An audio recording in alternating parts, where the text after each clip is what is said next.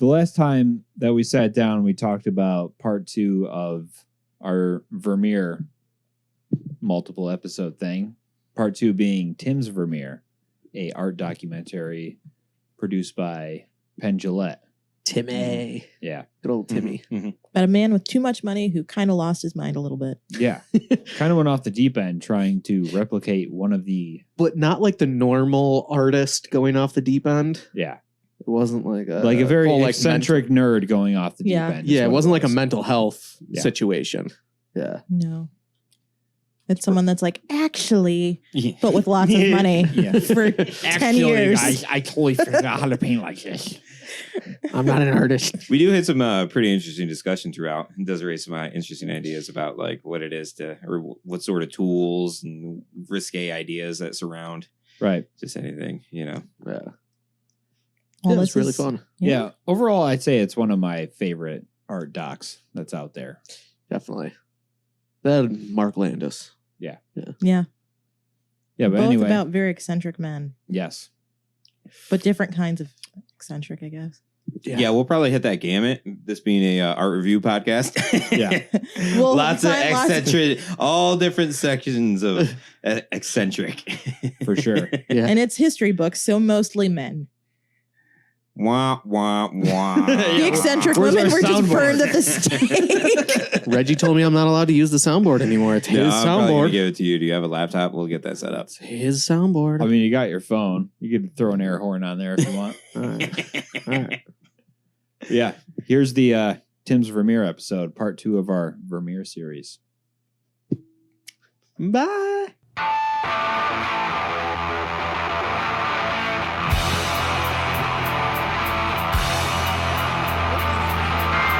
Damaged by you, damaged by me.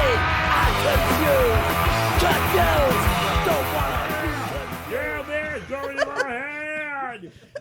Confused, abused, I'll never be abused. Oh God, it's Reggie Romano here. Hi guys. All right, guys, we're back for another episode of Art Damaged. Yeah. All right. About to review Tim's Vermeer. Tim's. Yes, today we're talking about a kind of a follow-up to our last episode, which we talked about Johannes Vermeer. Part 2. Yeah, today we're going to talk about Tim's Vermeer, which is a documentary. I'm not sure it's on anything right now, like Netflix or Amazon. You can rent it. Yeah, you can rent it. It's definitely a great art documentary, for sure.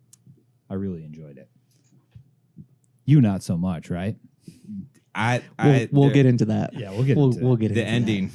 Yeah, we'll get into that. Mm-hmm. All right, let's go around first and just plug our shit. I'm Josh Ruff at joshruff.com on Instagram and Twitter and all the things, and www.joshruff.com. I am Reggie Cuvelier. You can find me at Reggie Inks on Facebook, Instagram, and Twitter. I'm Christina Maslar. You can find me at Christina_Maslar on Instagram, and you can find me on Facebook under the same name.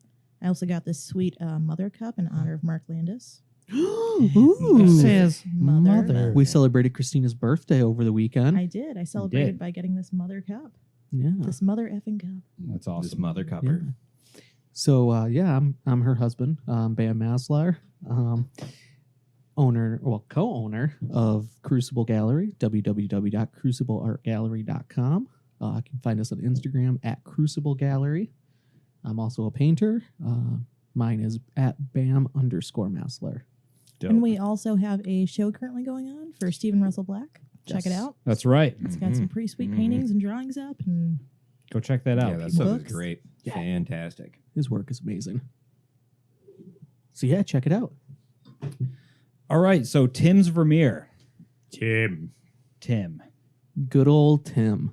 Tim Jennison is his full name, I believe. Yes, Tim Johnson. All right, the whole premise behind this documentary is Tim Jennison is an inventor, also friends with Penn and Teller, because this whole documentary is produced by Penn Jillette. And I believe he does a lot of the narration in it, too, also. he does. Yeah. Penn does. Yeah. Not Teller, because we don't know what Teller sounds like. But basically, Tim Jennison is an inventor. He is not an artist, per se. So he invented things Going like... into this, he wasn't. Yes. Going into this, he wasn't.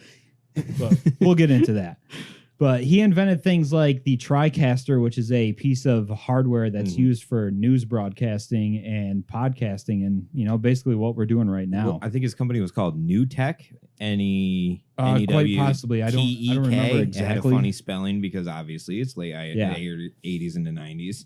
But yeah, he also invented Lightwave, which was a very big 3D modeling and rendering program back in the early 2000s and even the late 90s. I remember using that in high school a little bit, trying to get into it, which is cool. So interesting. I think he did most of the programming for that. I believe so. Yeah. Okay. Yeah. So not most of the art and stuff, but just how to make that happen through code. Yeah. He was one of the coders. Mm-hmm. Well, I mean, he invented it, but. And I just remember all the stuff he built when he was done building the money-making stuff. We're just bored on like a hovercraft type thing that he strapped to his back. Yeah. And then like a crazy fan and like... Well, and then one of the other things he was showing was clearly what they based the drone... Precursor for a drone. For the drone. They clearly stole his idea for that because he did not sell the drone. Yeah, wicked smart science dude, mainly. Yeah, and then just one day, I guess he was... hanging out because he loved Vermeer and found the book Vermeer's Camera, which was by Philip Stedman. Yeah. He's actually in the movie as well, correct? Yep. Yes. They end up bringing him into it. Is that like the tester, the Act 1 tester? Because he has like his first prototype of, you know what I mean? I don't remember. Is that when he had a couple of different people. Yeah. Was he the American guy? Because I think he had like an American dude down towards the front and then a whole slew of Dutch British people. Men. Yeah, I'm not sure exactly. Makes sense if they were Dutch. But yeah, that guy wrote a book about Vermeer and his use of the camera obscura, correct? Yeah, it was called Vermeer's Camera. And basically, he was an architect, Philip Stedman, and it completely pissed off all the art historians. Yeah, it's created some controversy amongst the art world. But let's talk about the documentary a little more first before we get into that. Yeah. Kind of follow that up. But yeah, he basically constructed a room and a complex mirror system in order to kind of replicate a Vermeer painting. But he kind of like deep dove and lost his mind a little bit because he went off the deep end? learned Dutch and he went over there and studied everything he possibly could about what the paintings look like, what his house would have looked like, all this stuff. And then instead of hiring people to make him furniture or renting furniture, he like learned how to wood like turn and all this shit. And then ended up cutting up his own his power lathe. tools. Like, I'm just going to cut this power tool in half and make new power tools. He's like, yeah, this lathe is not quite big enough to get the 36-inch leg. It'll only do 34. So I'm going to cut the lathe in half, extend it across the room, this like $10,000 lathe. Yeah. And because I really need that extra 2 inches. Yeah, basically this dude is nerding out pretty fucking hard trying to make all this happen. He sits there polishing a lens for how fucking long? Oh my God. Just Yeah. days. Was it like 19 days? From what I understand, he wanted to do everything with the tools that were available to Vermeer back in the day. Like he didn't want to use a lot of modern stuff if possible. Yeah, he wanted to be able to prove. I mean, I think that was the original concept. I don't know. I feel like that's exactly immediately lost because he tried to build the room in 3D rendering software so that he could like. Yeah. So well, he did that to be able to figure out the measurements. Yeah. And then went from there to then build. Yeah, he the like room. built the room in software and then actually like physically built the room. But yeah, with like dummies and shit, right? Mm-hmm. And then his daughters from when they were back from college.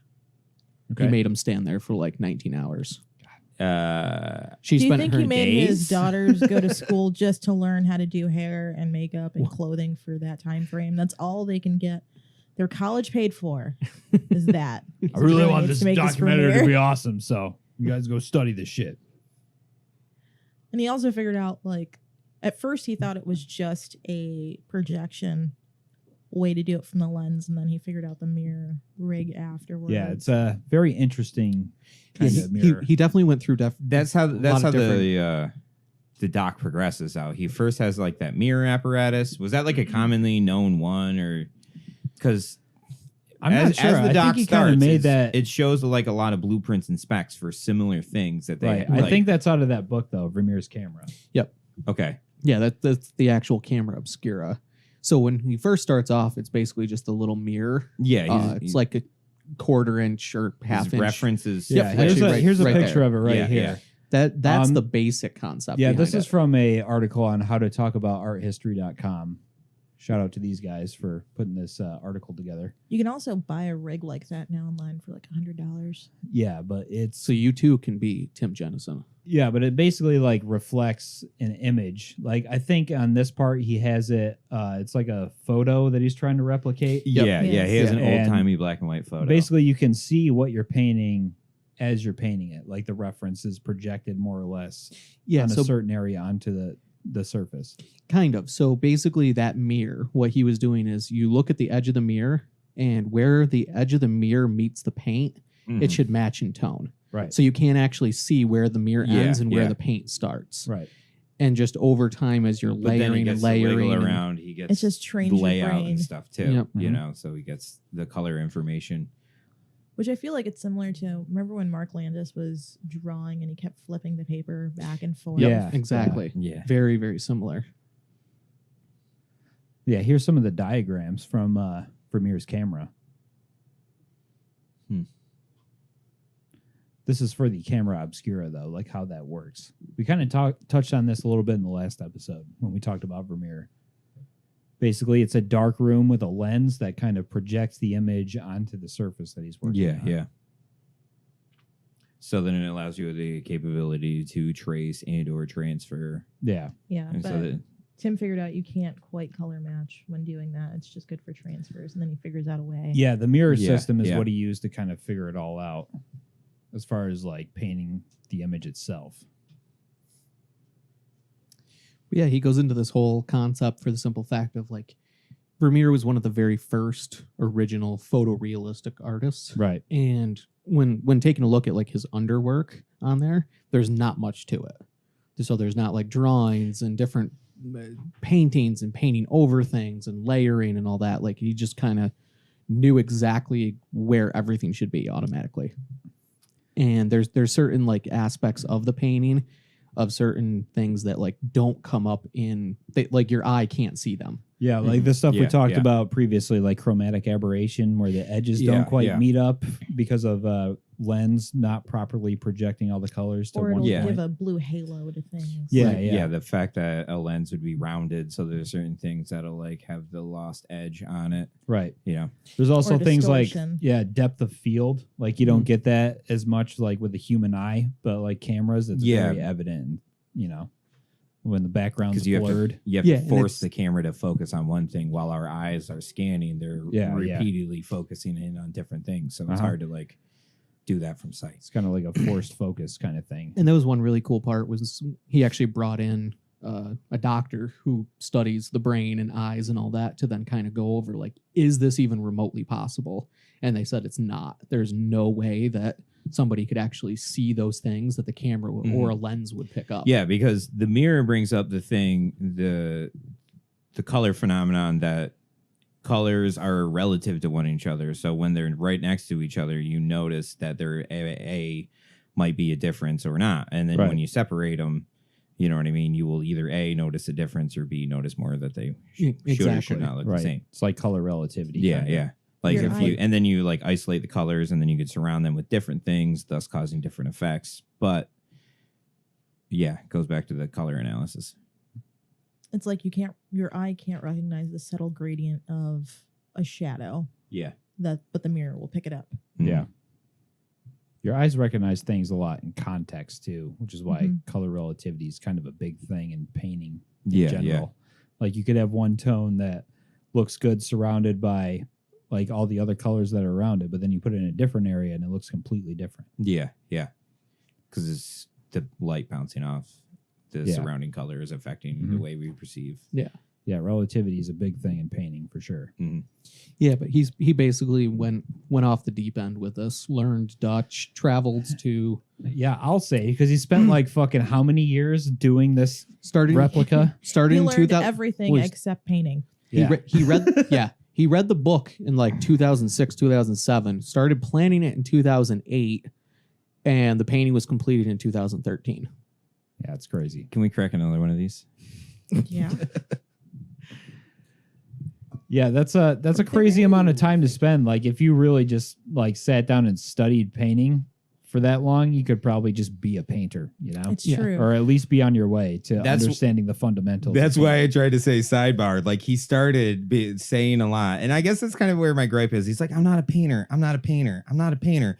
You just spent like almost 10 years obsessing about one painting. That makes you're a painter now, dude. Yeah. Like there's nobody else that does that but painters. Yeah. Like Well, the only reason I think that he was doing that, and you and I kind of talked about this a bit, is he's trying to not take away from what he deems real artists Right. and real art. He's not trying to do it in an insulting way. Like, yeah. He's trying to showcase, like, I know nothing about art. I don't normally do this, and even I can sit down and do this. Right. So he's looking at it that way. Yes, in reality, by the end, But the he's- whole he's like consider- even I can sit down from do this is coming off from an independently wealthy millionaire who has unlimited resources and or time on his hands. right. Well, I think it's just so controversial in the art world because I feel like a lot of historians thought that it kind of diminished what Vermeer accomplished. I don't during feel his like it lifetime. does. I don't see it in that I don't respect either. at all. Like, because I think some people do, but I really don't think it does. No. we know Durr kind of stumbled upon 1 and 2 point perspective because he used to look through a grid on glass and Right. then draw the shit around him. You know what I mean? No. And then like grid out the paper. And then he figured out, oh, wow, converging lines. Like we know that these optical tools have existed for a long time. And Right. there's a lot of That's- diagrams that are showing this, but like, I mean, that's really what this is. It's incredibly more technical. Yeah. Way ridiculous over the top, but it really is just another form of technology that he was. exactly. Yeah, like, that's don't what we his all time. sort of like modern artists still are using projectors? We can Well, hook for up sure. something Now onto we a have fucking things DVD like player or, like- photographs and iPads and shit. To Yeah, we draw have transfer things, you know? paper. We can I mean, like yeah. manipulate on Photoshop. None of that shit was around back when Vermeer was doing all this Yeah, stuff. yeah. So he was kind of on the bleeding edge of technology as far as art goes at the time. And I think that's why people kind of frown upon it, is because it's like looked at more as science than art. You know what I'm saying? Right. I feel like Does it come back to that? Sorry, but does it come back to that attachment that like art comes from like an emotional place as opposed to some place that's I think that's a big part methodical, of it, for sure. and you know what I mean? But There doesn't have to. It doesn't take the emotion out of it for me, though. Right. You know, I mean, like well, he still coming plans from the critique of people that say this is diminishing on whatever successes had Right. come before. Right. I mean, You know? Like I think but- the main complaint was from this article that I read is that it reduces Vermeer's genius to a trick. You know? But see, I had the opinion that Vermeer was a sweet boy, but I think he was just the best con artist out of his family. He took the forgery to a higher standard because he didn't go to art school anyway. There's no record of it. So his father Yeah, yeah. sold artwork. His grandparents were forgers. So I think he just figured out how to adapt that and ran with it, married Yes. out of his That's like an argument class, for Yeah. sure. and Yeah, then yeah, just for sure. kept going with it to make Like maybe that's why the document of his blueprints of the exact machine he used wasn't around because he Yeah, kind of and figured out that also- utilizing forgery and like right. These are Rembrandt tricks like that. would make his money by painting the upper class, but Vermeer kind of didn't do that because he was bringing models into his home. yeah. The models would have seen the rig, but all of these noblemen wouldn't have, who are going to other painters around the same time that are Dutch masters. Right. So maybe that was something that wasn't a Dutch wide known masters. secret, like Yeah, something he yeah. kept in his back pocket, you know? Yeah, I don't think it diminishes like what he accomplished Not at at all all. though. Because Not at like all. he still figured all that shit out, and Yeah.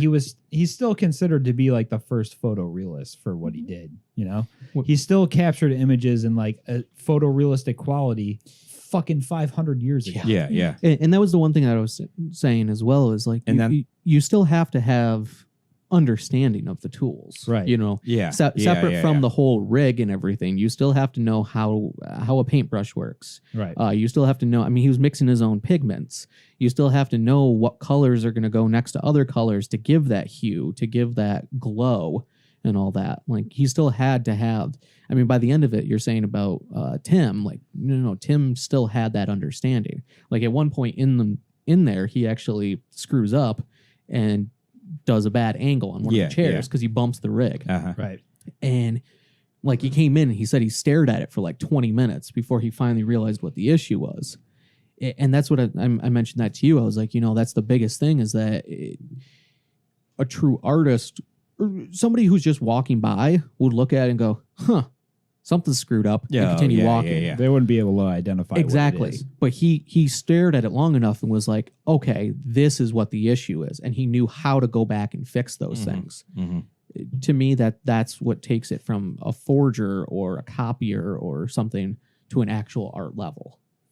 The one thing I found weird, though, is out of all the Vermeer paintings, why did he go for the one that just the Queen has?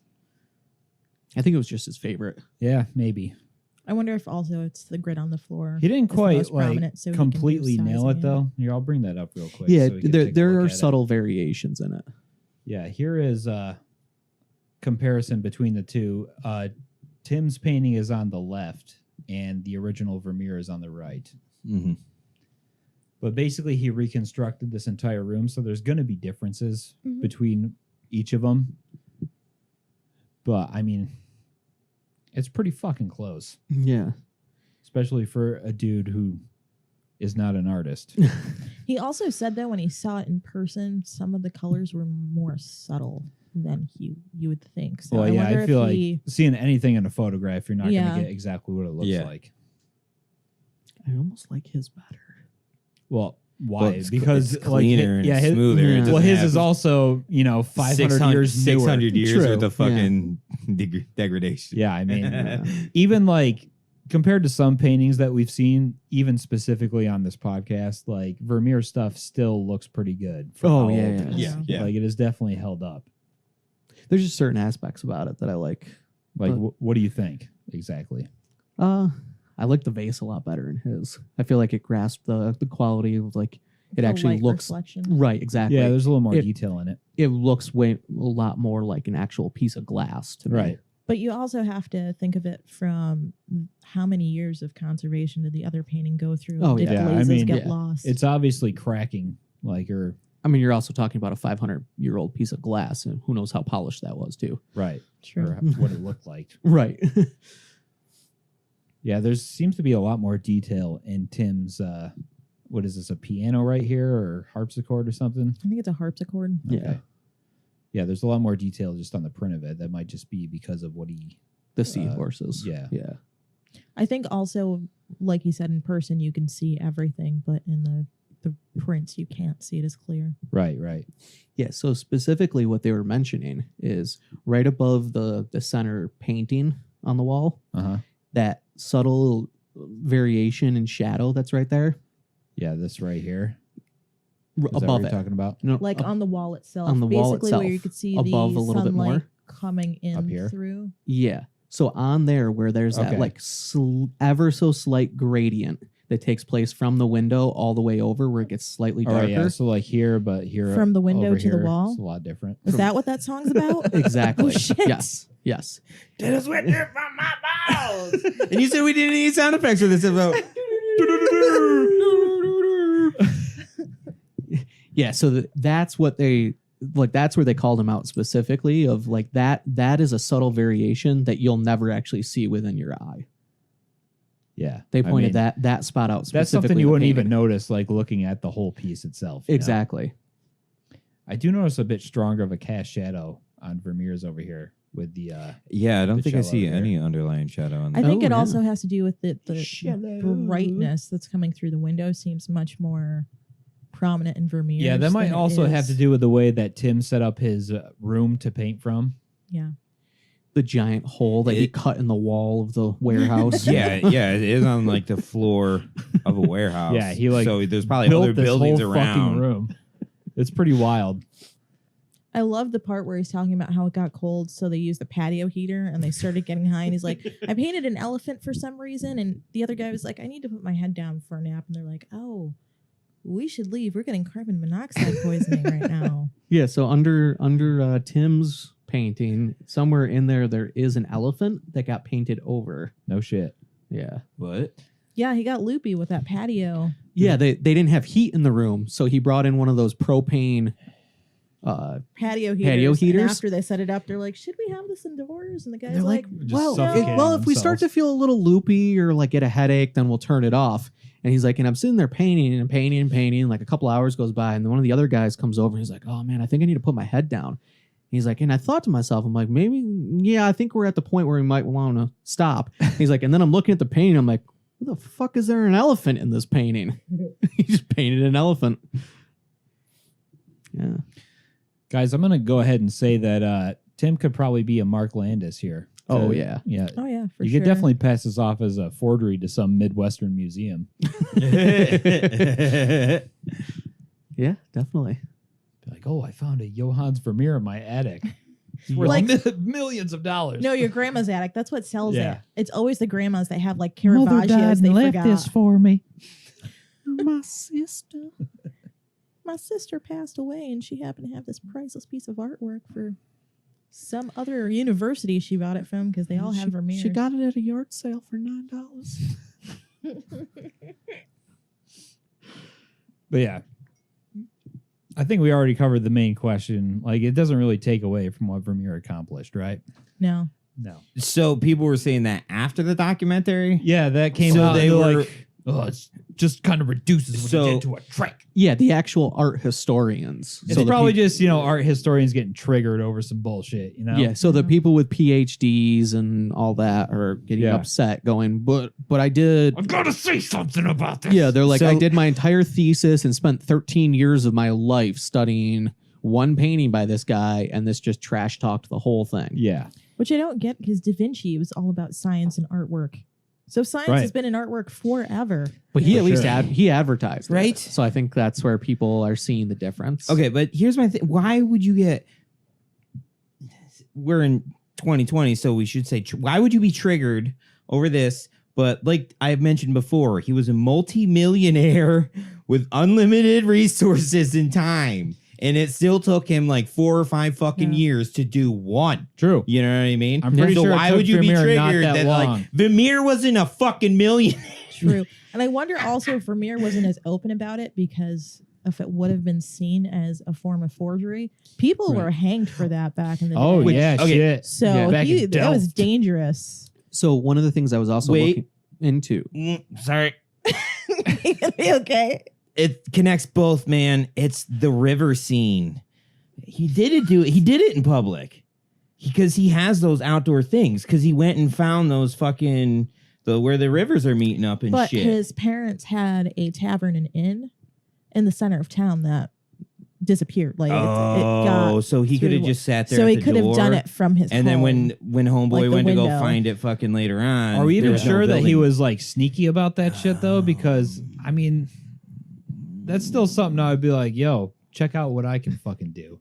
Because I got this fucking dope I ass feel camera. like Yeah, he was yeah. secretive because there wasn't as many people doing that back then. Because Right. if someone else figured it out, then anyone could paint like Vermeer, And and he was then selling he would true pieces. lose his. the market income. was tight at that time, and that Yeah. sort of is why we're talking about What Vermeer. I did read Because, like, though in this article that I showed earlier is that there might be evidence for Caravaggio doing the same fucking thing. But though. they think Caravaggio also Interesting. used to burn his like transfers because it was a little Right. bit different. he didn't leave any evidence. Of it was a any- But similar time Caravaggio period, but was in also- Italy. No, it was before. It was before Before? Vermeer. But Caravaggio seemed like he was a very he would be into ancient aliens if it was around back then. Yeah. Like he seemed very conspiracy theory. Everyone was after him and his shit, trying to bite his stuff. So I think if he did do transfers, he probably burned that shit. He probably burned all sketchbooks, Yeah. any kind of thing that would be. Yeah, I think they just reproduced. suggested that in the article. Innocent. You're trying to break me. Yeah, I think they just suggested it in the article because there was no evidence of drawings from him. Right. Maybe. Yeah. But I've read other places too that unlike like Vermeer, you can kind of see where he didn't have any transfers underneath, but he adjusted things over. Caravaggio, they have evidence that he might have transferred stuff, but there's no preliminary sketches, so Right. they don't know for sure if he had a similar system or if he was just burning shit because he liked to burn things and stab people. Or if he just went at it like a fucking boss. One of the I can't wait to do an episode on that guy. Ah, One of the other really cool things that they actually don't talk about in the documentary, but I was looking into, was almost all of his pieces that start to adapt, because his earlier pieces didn't have so much like foreground, background, middle ground. So, like his earlier works was just a figure, and then like over time, all these other objects were added in. over time, all of those other pieces all began to be almost the exact same size panel Okay. within like an So- inch or two. Interesting. Like he was very limited. Like he couldn't do, So like if he the had rig a couldn't room- set Yeah, it yeah. up any bigger or any smaller. or the Right. room that he was That built makes in sense. only had certain. Yeah, Yeah, his because like room. because like all the pieces are like 17. 22 inches, I think, was the max. One of them Yeah, was like 25. Girl with a was- pearl earring isn't that big, right? No, but I think but that was also really early and has no background or anything with it. Right. I don't. It was like middle ground, so he already started doing stuff with background. At the time, girl pearl earring. That's But then his various pieces would all be like 17 by 25 or 16 by 22. Like Right he around did- that same range. Yeah, he didn't do anything that was. He didn't do a 5x7 and then do a 30 by 40 like a lot of the artists were doing at the time. Okay. So I also Cool. kind of feel like he was keeping the rig a little bit secret from.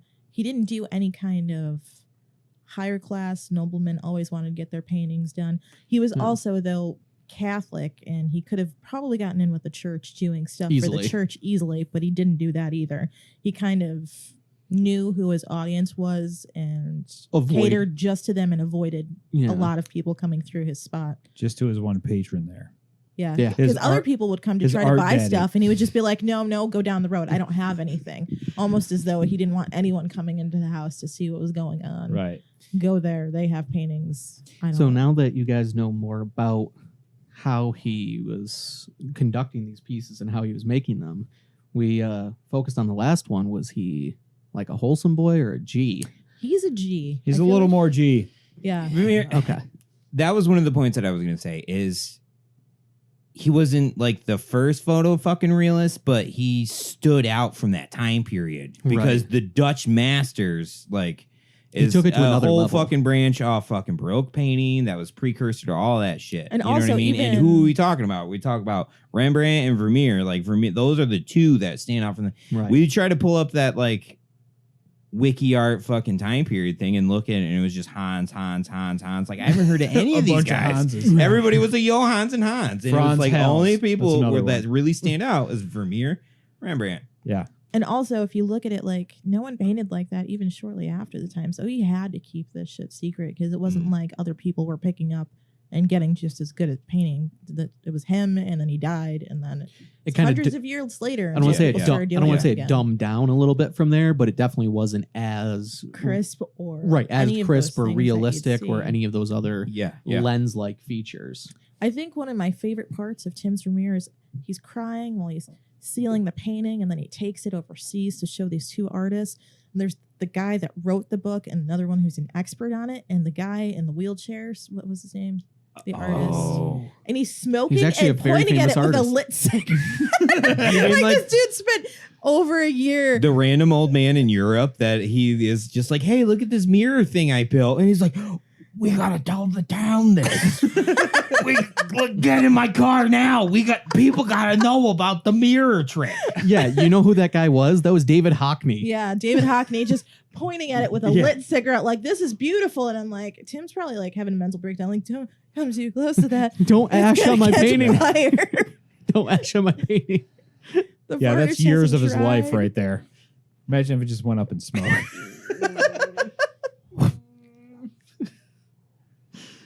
Oh, yeah. So- So he's a G then. Yeah. He's a I think that decides it. Yeah. Vermeer is probably gangster. I think he's gangster Damn, though it feels because good he to be came up gangster. with Feels good to be a gangster. he used all the technology that was available to him at that time period Yeah. and perfected basically photorealism. My question is, though, because, you know, he came from forgers and con artists, no history of him learning how to paint, and then he started painting. And his parents or his dad was selling artwork, was Vermeer forging any paintings in his dad's tavern. And that's where he kind of polished his technique. Oh, was he going fucking back to Landis? Yeah, Was he he was just hanging out? Like, Landis before he became yeah. as good as he is at what he does. Interesting. Johannes Landis. So I wonder if guys, he loved his mother. Well, he loved his mother-in-law because she paid for everything. Always comes back to the mother. Yep. Oh, mother. So is that it for Johannes Vermeer and Tim's Vermeer? I mean, just about. The one thing I wish the guy... This frustrated you. Yeah, spit it out, how Reggie. much time he spent admitting that he wasn't an artist. You know what I mean? And I feel like... He built this entire apparatus to be an artist, basically. Yes, Yeah, he did. I think it just, like I said, though, I think it comes back down to respect. I think he was trying to be respectful. Yeah, not dance of- on the toes. And Like maybe he doesn't consider himself an artist because he didn't like study all the fundamentals of art. Exactly. Yeah, And he wants to be respectful of that. Yeah, he kind of just like, dove into it like using technology to make up for all that. Exactly. yeah. What I look forward to is now that Tim has figured out Vermeer and he has all this disposable income still coming in. He did his little hover backpack and the drone. If he's going to start figuring out UFOs and proving aliens are real or not, and pair up with Tom, what is it, Tom from Blink-182? Oh, yeah, DeLonge. Tom DeLonge. Yeah, Tom DeLonge, and they're just going to be the Angels and like a- airwaves are about it. Yo, that was one of the Exactly. weirdest Joe Rogan podcasts ever. like it's when you going to be talk like to a him. buddy cop show but with Oh, UFOs. that'd be amazing. Yeah. I look forward to That'd be this. amazing. Okay, but also with all of the resources that guy invested, he literally spent a shitload of time in Delft so he could have just taken a fucking easel and reproduced a Vermeer. Like right there, dude. You could have done it like right in the same street corner Homeboy was painting at. Yeah, if he had know? the He didn't paint on the know-how. street, Couldn't though. go He full painted in conspiracy Yeah, theory. he didn't paint on the street. What? But then he couldn't go full. I think conspiracy maybe he just theory. wanted to prove with that he- yarn and a board. You know what happened? Yeah, I think maybe he just wanted to prove that he could do it without any of that knowledge. Yeah, You know what yeah. I'm saying? It's not like I fucking hate the guy and I'm mad at him. It just gave me anxiety just watching the ticker go in the corner. Be like, well, there goes another day and a month. Oh, And you could have just Oh, studied there goes- anatomy and done all this stuff like without having to set up fucking mirrors. Do you think if he didn't find a There goes- tapestry rug, you would just see him with a big rig, like making a Just fucking weaving rug? it. Yeah, probably. Not even that, just hand weaving. The guy's definitely eccentric, you know? Yeah. Yeah. There He goes is another 100 days of his life. Uh-huh. And at one point, he just wanted to quit. He's just like, I'm done. It's just like, you can do base coats, man. Well, like you're he like was going seven- out of the approach. Like You I have see- to paint exactly what I see. It's That's just what like, that's just what go most to- artists call the awkward stage, where you just want to give up on something and Yeah, start something yeah. new. But what Or makes throw it in the what makes road. true artists is pushing. I through call that my I think. career. we all do. Yeah, but you get stuff done eventually. So, Yeah. you know, And if I don't, I sand it. yeah, It's you therapeutic. destroy paintings. I do that you don't destroy like. paintings. I came home the other night and she was sanding another one of her panels down. But I used the sander this time. I didn't do it by hand, like some kind of psychopath. Like I must destroy you with my own two hands. This time I just plugged into a power tool and did it in 10 minutes. The dog's in the corner, like freaking out, wondering what this. I don't know what she's doing. Oh, I am curious to get one of these mirror apparatuses though. yeah. As like Test a, it out. you Maybe know we what I could mean? do You that. could do like a and- cool like reference pick. If anybody wants to 'Cause- sponsor us, buy us a mirror. yeah. Is there a company that makes these fucking things? Or They're what? It's on Amazon They're for like on $100. Amazon, yeah. A Oh, you hundo? I thought you were Yeah. saying they were like $10. Oh, I You wonder can make if one. you How can- smart's this dumbass? Wait, hold on. So you were asking for a sponsor for $10? I wasn't. And I just followed up with, how smart is this dumbass?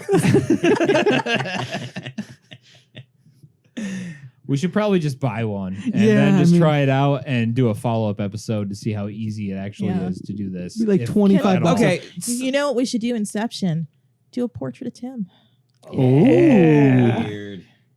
Now do we And go then make a documentary about it. Now do we go Tim like when he was like a nice, like scholarly looking old man? Or do we go 80s Tim where he's got the flat brim rolled up, standing out in the desert playing with like power tools?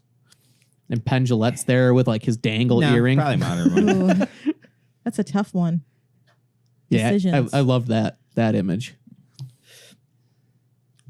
Well, I guess the moral of the story is that utilizing any sort of technology that's available to you Is to, considered cheating. It to doesn't- accelerate your art making process. Like, who fucking gives a shit? People are going to be You know what I offended mean? no matter what you I- do. So I don't just do think- you, boo. I don't think it you. diminishes the quality of your work. I mean, as long as you're not just straight stealing from Yeah, somebody yeah. else, as long as you're, doing Mark your Landis. own thing, telling your own story, creating your own narrative, then What's the other guy that you You're an absolutely artist. hate that just signs his name to shit? Oh, Jeff Koons. Yeah, Koons. Jeff Koons. Okay. We'll get into that fucking asshole. Yep. eventually. I myself Who's am way not- richer than all of us. But we found out recently that John Wayne Gacy might be the Jeff Koons of prison. Yes, but John, I don't want to say John Wayne. Should we do a Gacy's cooler. deep dive on John Wayne Gacy guy? There why we not? go. Wait, hold on. I don't want to say. So- I Okay. don't want to say John Wayne Gacy is cooler than Jeff Koons, but Just famed child killer, cooler than millionaire artist. Probably not. I mean, well, the funny part is, do you see the connection? Jeff Koons got famous off these giant balloon animals. You know what John Wayne Gacy got famous for? Being a clown that children's clown. fucked people. So Yeah. do you think that it's the same kind of personality do you type think that they're makes related? No, but seriously, do you think it's the same kind of personality type that would do that kind of thing? I That is think good so. at manipulating One- one's people. just without Sociopath. Yeah, but it's I feel like it's because Oh man, what's his we name just again? we just opened a whole can of worms. Koons. Jeff Koons. Jeff Koons. I feel like it's because he started making money at it, and that became his obsession.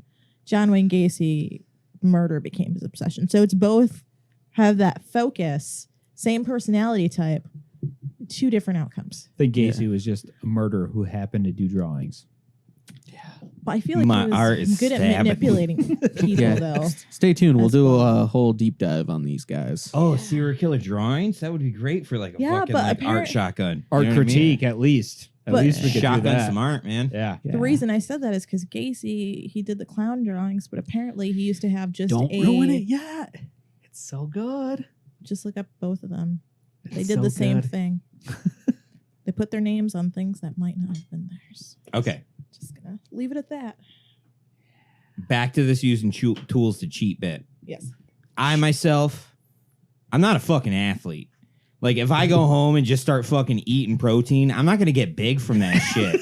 You got to be self-disciplined enough. But you'll So- totally use some steroids. I mean, you'll get big, just not in the way you want. Yeah, I'll get fat as fuck. But anyway, like Just No, eat but this it's bag like- of no chimichangas. real shortcut to the fucking work, though. And my point is that You still For got to do the, how you still got to many- do the work eventually. how many fucking hours Vermeer had. So what if he had some tool that made the transfer process faster? Exactly. He still had to put in fucking 3 years X number worth of of work. hours. I mean, per, we like we can't piece. just sit here and act like modern or old masters wouldn't have used the technology that's available today. To Yeah. do Oh, dude, what he they would did. totally be yeah, rocking for the sure. iPad. That's what I miss. If like anybody's listening and you're like a mid-tier or younger artist getting into this shit and you feel bad for like photoshopping reference, like and somebody That's tries to all pick it on is you for today, that though. shit, like tell them to suck a dick, man. Like Dude, use the technology, use whatever resources you have to fucking like excel. Yeah, I mean, and preferably grow and Just don't steal just shit. work. preferably you know? shoot your own Well, photo yeah, don't reference steal just to shit make and it call as it your unique own, as but- possible, you know? But Yeah. like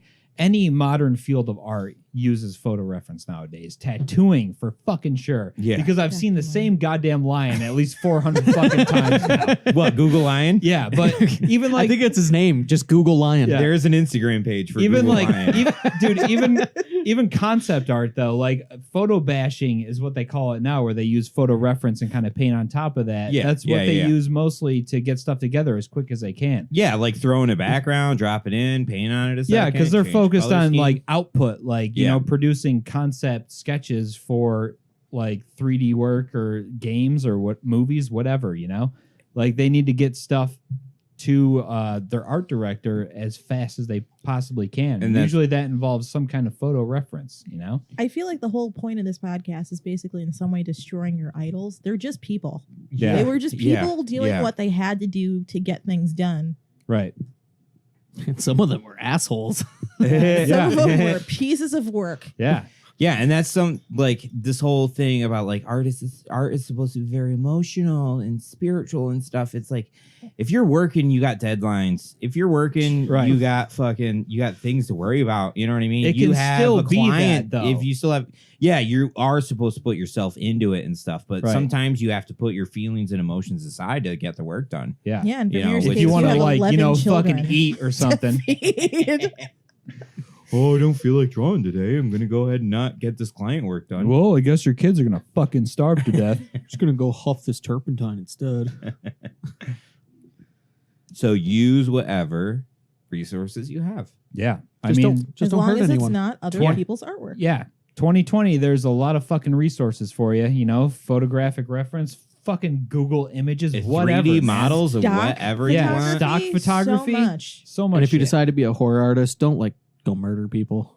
That's not cool. True. I mean, yeah. if you really want to be unique and create your own reference, you could just go murder a bunch of people and take some crime scene photos. I'm not advocating that. That's what I'm saying. But I We're mean- trying to do the opposite here. Try to go to the Yeah. third world country. We know where to find you. I mean, I And the guess if you regulations really on want to be anyway. this unique. turned into a murder podcast real quick. Yeah, this Go to got, Burma. this got dark. Yeah. I think Somehow we brought up John Wayne Gacy and fucking killing people. So, Go to well, it Indonesia. was really just because Coons. yeah. All right. So I think that about wraps us up. I think we need to finish off some of these fine North breweries beer. Yes, and definitely go to the anniversary party. That took place last weekend. Yes, it did. It was awesome. Remember huge so butter great. sculptures of Zach Pedley and Midget Kiss and all that stuff? John Stamos. Yes, John Stamos was there. A clown car Yeah. full of midgets. Did you see the band that played after Midget Kiss? No. It was John Stamos. It was Jussie and the Rippers. Oh, fucking awesome, dude. Yeah. Was Uncle And then Joey Alanis there too? Morissette followed up. Just- He couldn't Turns make out it. God looks Just like his Alanis haircut. Morissette. What about Danny Tanner? Did Bob Saget show up? Bob Saget. I was no, no, no. blackout drunk at this But point, so I don't know anything Bob could have Saget happened. was there the next morning. He was cleaning up the mess. He was. Yeah, he was He cleaning up. is. This is not one of America's Dave funniest Coulier, videos. he's very uncomfortable still about the whole Alanis Morissette song thing, so he could not come. Yeah, he wasn't there, but his haircut was. The Olsen twins were doing blow in the bathroom. It was fucking crazy. It was amazing. Yeah, we had to kick them out. It was great. Things got weird. We were like, Yeah. no, They we were always like, do. no one is being Heath Ledger tonight. Oh, damn. What does that mean? I think on I that got note, too. I got too into the Joker role and ate too many sleeping pills. No one's getting an Oscar. No one's Oh. getting an Oscar this time. Exactly. guys. All right, guys. you're not going to give an Oscar speech about milk? No. Milk, lemonade. Round the corner, fudge is made. Milk, lemonade. Oh wait, fudge is shit. On that note, Fudge is shit. Fudge is shit. on that note, we're out, Fudge guys. is shit. We'll see you next time.